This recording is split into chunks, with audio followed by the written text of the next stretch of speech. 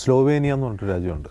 ഈ ഡൊണാൾഡ് ട്രംപിൻ്റെ ഭാര്യയുടെ ജന്മത നാടാണത്. ഒരു ചെറിയ ടൈനി കൺട്രി എന്നൊക്കെ പറയാം, മുറിഞ്ഞു പോയ രാജ്യം.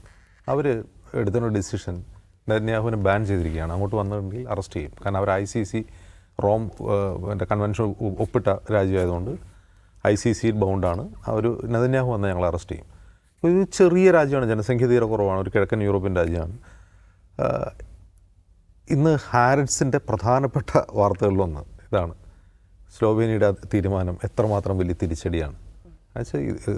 സ്പെയിൻ അതുപോലെ UK ഒക്കെ ഫലസ്തീൻ അംഗീകരിക്കുകയും ഫലസ്തീനോടൊപ്പം നിൽക്കുകയും ചെയ്തുകൊണ്ട് വരുന്നുണ്ട്. പക്ഷേ ICC വാറണ്ട് അനുസരിച്ച് ഇയാൾ അറസ്റ്റ് ചെയ്യുമെന്നൊരു കുഞ്ഞു രാജ്യം പ്രഖ്യാപിക്കുമ്പോൾ അത് ഇസ്രായേൽ വലിയ ചർച്ചയാവുകയാണ്. അതിൻ്റെ ഏറ്റവും വലിയ കാരണം എന്ന് വെച്ചാൽ നമ്മൾ നോക്കുക, അപ്പോൾ ഈ ഫലസ്തീൻ ഇസ്രായേൽ കോൺഫ്ലിക്റ്റിൽ വ്യത്യസ്ത കാരണങ്ങളാൽ ആളുകൾ സൈഡ് എടുക്കുന്നുണ്ട്. കുറേ പേർ ഫലസ്തീനൊപ്പം നിൽക്കുന്നു, കുറേ അധികം ആളുകൾ ഇസ്രായേലിനൊപ്പം നിൽക്കുന്നു. അതിലിപ്പോൾ മുസ്ലിം കൺട്രീസിൽ മുസ്ലിങ്ങൾ പൊതുവെ മതപരമായ കാരണം കൊണ്ട് തന്നെയാണ് കൂടുതൽ പേരും ഫലസ്തീനോടൊപ്പം നിൽക്കുന്നത്. അതിൻ്റെ പ്രധാനപ്പെട്ട കാരണം മുസ്ലിങ്ങളുടെ പ്രധാനപ്പെട്ട 3 വിശുദ്ധ ഗേഹങ്ങളിൽ ഒന്ന് ഈ ഫലസ്തീൻ മണ്ണിലാണ്. അപ്പോൾ അത് ഇസ്രായേൽ കൈയടക്കി വെച്ചിരിക്കുകയാണ് എന്നുള്ളതുകൊണ്ട് കൂടിയാണ് ആ ഒരു വൈകാരികമായ അടുപ്പം. അതല്ലാത്ത മനുഷ്യരുണ്ടല്ലോ, ഇപ്പോൾ സ്ലോവേനിയയിൽ കിടക്കുന്ന മനുഷ്യന്മാർക്ക് എന്തായിരിക്കും ഫലസ്തീനോടുള്ള ഇമോഷണൽ ബന്ധം? ഇപ്പോൾ സ്ലോവേനിയ ഭരിക്കുന്നത് ഒരു സെൻട്രിസ്റ്റ് പാർട്ടിയാണ്. അതിൽ അവരുടെ കോയലിഷനിൽ ലെഫ്റ്റ് പാർട്ടികളുണ്ട്. പക്ഷെ അവർക്ക് അങ്ങനെ ഒരു തീരുമാനമെടുക്കേണ്ട യാതൊരു കാര്യമില്ല. എന്ന് മാത്രമല്ല, അവിടെ ശക്തമായ വലതുപക്ഷമുണ്ട്. അവിടുത്തെ പ്രതിപക്ഷത്ത് വലതുപക്ഷ പാർട്ടികളാണ്, ശക്തമായ വലതുപക്ഷമുള്ളൊരു പാർട്ടിയാണ്. ഈ കഴിഞ്ഞ യൂറോപ്യൻ യൂണിയൻ പാർലമെൻറ്റ് തെരഞ്ഞെടുപ്പിൽ അവർക്കായിരുന്നു മുൻതൂക്കം.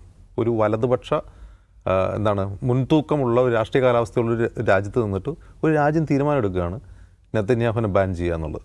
നമ്മളിങ്ങനെ ഓരോ രാജ്യത്തെടുത്ത് നോക്കുക. അപ്പോൾ സ്പെയിൻ, മെക്സിക്കോ, ഈ രാജ്യങ്ങൾക്കൊക്കെ ഫലസ്തീനോട് എന്ത് ഇമോഷണൽ കണക്ഷനാണുള്ളത്. ഇപ്പോൾ മലേഷ്യ അല്ലെങ്കിൽ ഗൾഫ് കൺട്രീസ്, ഇന്തോനേഷ്യ, അങ്ങനെയുള്ള രാജ്യങ്ങൾ ഫലസ്തീനോടൊപ്പം നിൽക്കുന്നത് നമുക്ക് മനസ്സിലാക്കാം. അവർക്ക് പല കാരണങ്ങളാൽ, മതപരമായ കാരണങ്ങളാലും വിശ്വാസപരമായ കാരണങ്ങളാലും പിന്നെ ഒരു കമ്മ്യൂണിറ്റി എന്ന നിലയിലൊക്കെ ആ ഇമോഷൻ മനസ്സിലാക്കാം. ഇതൊന്നുമില്ലാത്ത രാജ്യങ്ങൾ, ഇപ്പോൾ ഏറ്റവും കൂടുതൽ വോക്കലായിട്ട് ഇസ്രായേലിനെ വിമർശിച്ചുകൊണ്ടിരിക്കുന്ന രാജ്യങ്ങൾ ഏതൊക്കെയാണ്? ഒന്ന് മെക്സിക്കോയും സ്പെയിനുമാണ്. ഇറ്റലി, അയർലൻഡും പിന്നെ പരമ്പരാഗതമായിട്ട് ഫലസ്തീനൊപ്പമുള്ള ഒരു രാജ്യമാണ്. ഇപ്പോൾ ഇറ്റലി നോക്കുക, ഇറ്റലി ഭരിക്കുന്നത് മെലാനിയ ആരാണ്? ഒരു വലതുപക്ഷ പാർട്ടിയുടെ പ്രസിഡന്റാണ്. ഇറ്റലിയിൽ പക്ഷേ ജനങ്ങൾ എന്താണ്? ജനങ്ങൾ ഫലസ്തീനോടൊപ്പം നിൽക്കുകയാണ്. അപ്പോൾ ഈ ഒരു മാറ്റം വരുന്നത് എന്തുകൊണ്ട്? അപ്പോൾ ഞാൻ പറയുന്നത്, ഈ ജനങ്ങളെല്ലാം ഇടതുപക്ഷക്കാരോ പുരോഗമനവാദികളോ ഒന്നും ആവണമെന്നില്ല. ഇവർ ചിലപ്പോൾ വലതുപക്ഷ പാർട്ടികൾ വോട്ട് ചെയ്യുന്ന ആളുകളായിരിക്കും. ഇപ്പോൾ ഇറ്റലിയിൽ തന്നെ വലതുപക്ഷ പാർട്ടികളാണ് ഇതിനു മുമ്പ് ഭരിച്ചുകൊണ്ടിരുന്നത്. അപ്പോൾ അവരൊക്കെ ചിലപ്പോൾ അവർക്ക് വോട്ട് ചെയ്യുന്നതായിരിക്കും. പക്ഷേ എങ്കിൽ പോലും ഇത് കടുത്ത അന്യായമാണ്, ഇത് അനീതിയാണ്, അവർ കണ്ടു കഴിഞ്ഞിരിക്കുന്നു. ഇങ്ങനെ ഒരു ട്രെൻഡ് ഇസ്രായേൽ ഫലസ്തീൻ കോൺഫ്ലിക്റ്റിൽ കഴിഞ്ഞ 10-80 വർഷമായിട്ട് ഉണ്ടായിട്ടേ ഇല്ല. ഇസ്രായേൽ ഫലസ്തീൻ കോൺഫ്ലിക്റ്റ് എന്താണെന്ന് യൂറോപ്പിലെ സാധാരണക്കാർക്ക് അറിയുകയേ ഉണ്ടായിരുന്നില്ല.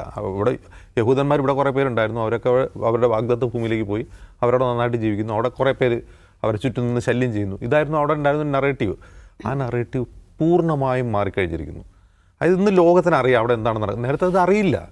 ഇപ്പോൾ ഇത് മുഴുവനായിട്ട് അറിഞ്ഞിട്ടല്ല, ഇപ്പോൾ ഇസ്രായേൽ ഫലസ്തീൻ കോൺഫ്ലിക്റ്റ് എന്താണെന്ന് മുഴുവനായിട്ട് അറിഞ്ഞിട്ടല്ല ഇന്ത്യയിലെ ജനങ്ങൾ ഫലസ്തീനെ മുമ്പ് സപ്പോർട്ട് ചെയ്തിരുന്നത്. മുമ്പ് എന്ന് പറഞ്ഞാൽ നമ്മൾ സ്വാതന്ത്ര്യം നേടിയൊരു 90കളുടെ തുടക്കം വരെ ഇന്ത്യയിലെ ജനങ്ങളുടെ മനസ്സ് യാസർ അറാഫത്തിനൊപ്പമായിരുന്നു. അറാഫത്ത് ഒരു ഐക്കണായിരുന്നു. എന്തായിരുന്നു? നമ്മുടെ സ്വാതന്ത്ര്യ സമരം പോലെ തന്നെ അറാഫത്ത് ഇന്ത്യയിലൊരു ഐക്കണായിരുന്നു. നമ്മുടെ ഇവിടെ വിദ്യാർത്ഥി സംഘടനകളുടെ റാലികളിലും വിദ്യാർത്ഥി യുവജന സംഘടനകളുടെ പ്രസിദ്ധീകരണങ്ങളിലൊക്കെ അറാഫത്തിൻ്റെ മുഖചിത്രം അടിച്ചു വന്നിട്ടുണ്ട് 80കളിൽ. ഞാനത് സ്കൂളിൽ പഠിച്ചുകൊണ്ടിരുന്നപ്പോൾ. അപ്പോൾ അത് അറാഫത്ത് ആരാണെന്ന് പറഞ്ഞിട്ട് ഫലസ്തീൻ കോൺഫ്ലിക്റ്റ് മുഴുവനായിട്ട് മനസ്സിലായിട്ടല്ല ഇമോഷൻ. കാരണം നമ്മുടെ സ്വാതന്ത്ര്യ സമരത്തിൻ്റെ അതേ ആശയങ്ങൾ ഉൾക്കൊള്ളുന്ന, ഇന്ത്യൻ ദേശീയ പ്രസ്ഥാനത്തിന് അതേ ആശയങ്ങൾ ഉൾക്കൊള്ളുന്ന ഒരു സ്വാതന്ത്ര്യ സമരം അവിടെ നടക്കുന്നു എന്നൊരു ബോധം ഇന്ത്യ ജനങ്ങൾക്കുണ്ടായിരുന്നു. അത് ഏറെക്കുറെ ഇന്ത്യയിൽ നിന്ന് മാറിയിട്ടുണ്ട്. ആ മാറിയതിന് കാരണം പല കാരണങ്ങളുണ്ട്. ഒന്ന്, ഇന്ത്യ ഔദ്യോഗികമായി തന്നെ ഇസ്രായേലുമായി ഡിപ്ലോമാറ്റിക് ടൈസ് ഉണ്ടാക്കി.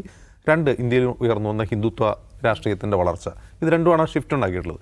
പക്ഷേ ഇപ്പോഴും ഇന്ത്യയിലും നമ്മളിപ്പോൾ നോക്കുക, ഇപ്പോൾ സോഷ്യൽ മീഡിയ നമ്മൾ പറഞ്ഞു നോക്കിക്കഴിഞ്ഞാൽ ഇതുവരെ കഴിഞ്ഞ ഒരു 2 മാസം മുമ്പ് വരെയും ഉണ്ടായിരുന്ന ആ ഒരു ഉന്മാദം ഉണ്ടല്ലോ, ഇസ്രായേലിനെ പിന്തുണച്ചുള്ള ഉന്മാദം നമുക്ക് കാണാനേ കഴിയില്ല.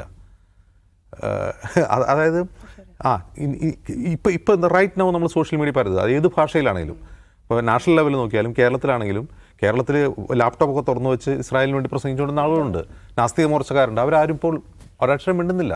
മിണ്ടാത്തതിന് കാരണം എന്താണ്? അവർക്ക് മിണ്ടാറുള്ള വോയിസ് ഇല്ല. ആ സിറ്റുവേഷൻ മാറി കഴിഞ്ഞിരിക്കുന്നു. ഈ സിറ്റുവേഷൻ മാറി എന്നുള്ളത് ഈ ഫലസ്തീൻ കോസിൻ്റെ കാര്യത്തിൽ വലിയ ഒരു നേട്ടമാണ്. അതായത് കഴിഞ്ഞ 80 വർഷം ഈ ഫലസ്തീൻ വിമോചന പോരാട്ടത്തിൽ ഉണ്ടായിട്ടുള്ള ഏറ്റവും വലിയ മുന്നേറ്റം എന്ന് പറയാവുന്നത് ഞാൻ ഈ പറയുന്ന നറേറ്റീവ് ഷിഫ്റ്റാണ്. ഈ നറേറ്റീവ് ഷിഫ്റ്റ് ഇങ്ങനെ വരാതിരിക്കാൻ ഇസ്രായേലിൻ്റെ നറേറ്റീവിന് ഡോമിനൻസ് കിട്ടാൻ വേണ്ടി കോടിക്കണക്കിന് ഡോളർ ഇസ്രായേലും അമേരിക്കയും ലോകത്ത് ചെലവഴിച്ചിട്ടുണ്ട്. അവർക്ക് വേണ്ടി ലോകത്തെ ഏറ്റവും ട്രഡീഷണൽ ആയിട്ടുള്ള മാധ്യമങ്ങൾ മുഴുവൻ ഇസ്രായേൽ നറേറ്റീവ് മാത്രം പറഞ്ഞുകൊണ്ടിരിക്കുന്നുണ്ട്. BBC ഏറ്റവും നല്ല ഉദാഹരണം. അപ്പോൾ വിശ്വാസ്യതയുള്ള മാധ്യമങ്ങൾ പോലും ഇസ്രായേൽ നറേറ്റീവ് മാത്രം യൂറോപ്പിലും അമേരിക്കയിലും ലോകത്തെല്ലായിടത്തും പ്രചരിപ്പിച്ചുകൊണ്ടിരുന്നതെന്ന് അത് ഷിഫ്റ്റ് ചെയ്തിരിക്കുന്നു. ഇത് ചെറിയ കാര്യമല്ല. നമ്മൾ വിചാരിക്കും ഇപ്പോൾ 10,000-60,000 പേര് മരിച്ചു, അത്രയും ജനങ്ങളെ മരിച്ചു, ഗസ എന്ന് പറയുന്ന സിറ്റി മുഴുവൻ ബോംബിട്ട് നശിപ്പിച്ചു, അവിടെ താമസിക്കാൻ പറ്റിയ കെട്ടിടമില്ല. നമ്മളത് കാണുമ്പോൾ നമുക്ക് സങ്കടം തോന്നുന്നുണ്ട്. പക്ഷേ രാഷ്ട്രീയമായി നോക്കുമ്പോൾ ഈ മുന്നേറ്റം എന്ന് പറയുന്നത് കോടിക്കണക്കിന് ഡോളർ ചെലവഴിച്ചാലോ അല്ലെങ്കിൽ എത്രയോ മനുഷ്യരുടെ ജീവാഹുതി കൊണ്ടൊന്നും നേടാൻ കഴിയുന്ന ഒന്നല്ല. ആ മാറ്റം സംഭവിച്ചു കഴിഞ്ഞിരിക്കുന്നു. ഞാൻ മുമ്പ് പറഞ്ഞത് ഈ ഒക്ടോബർ 7 സംഭവം ഉണ്ടായപ്പോൾ നമ്മൾ ഇതേ ഔട്ട് ഓഫ് ഫോക്കസിൽ നമ്മൾ പറഞ്ഞിട്ടുണ്ട്, ഈ യുദ്ധം ഇപ്പോൾ തുടങ്ങുന്ന യുദ്ധം ഇത് ഉടനെ അവസാനിക്കാൻ പോകുന്നില്ല. ഈ ട്രംപ് ഈ 20 നിർദ്ദേശം മുന്നോട്ട് വയ്ക്കുമ്പോൾ ഞാൻ വീണ്ടും ആവർത്തിച്ച് പറയുന്നു, ഇത് തീരാൻ പോകുന്ന ഒരു വെടിനിർത്തലിലേക്ക്, ശാശ്വതമായ വെടിനിർത്തലിലേക്കല്ല ഇത് പോകുന്നത്.